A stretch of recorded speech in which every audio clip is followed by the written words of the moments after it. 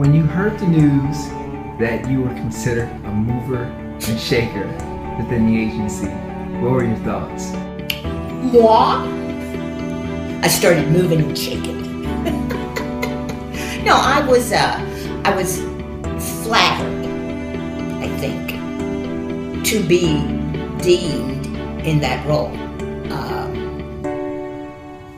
I just never thought of myself in that fashion before.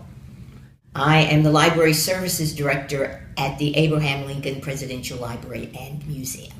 I am responsible for the daily operations of the library. My degree is in French and education. Working at the library, particularly, is a unique part of being in IHPA. When people think of the Historic Preservation Agency, I doubt if they think about the library. They likely think about historic sites and the Preservation Services division of the agency, because those have, the historic sites have statewide appeal, as does Preservation Services, and coincidentally, in my opinion, does the library. The challenges that I have had in my life are responsible for my being a librarian. I had the desire to be a French teacher at the high school level. Well, keep in mind that this was 1969. I applied for a teaching position at a Chicago suburban school. I was unmarried, and I will always be a black woman. I can't change that. So when I called the school, I spoke to the building principal, and I asked him what was going on. And he got very quiet after we had our little pleasantries. And I said, so what did the school board decide when my package was presented? He said they were very impressed with my credentials, my letters of recommendation, but there was just one thing that they could not get over, and that was the fact that I was an unmarried mother. I was a single mom. And as a result, the board felt that I was not a good example for students, so I was not hired. Okay, that cut me to the quick.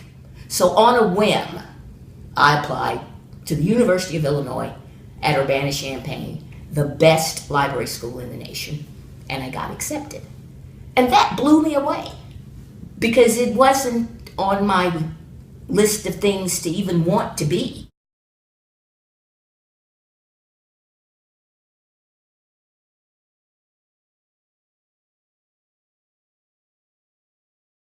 I know for sure that it is important to have faith in a higher power, have faith in yourself, and if you have a goal, and everybody should have a goal of some kind, if you believe it, you can achieve it.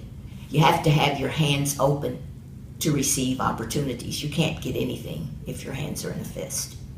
I think that you have to be comfortable with who you are. You have to, whether or not you are the most popular does not matter. I see myself as someone who is willing to do the work it takes to move something forward. In my professional career, I haven't seen this level of concentration of women in decision-making positions.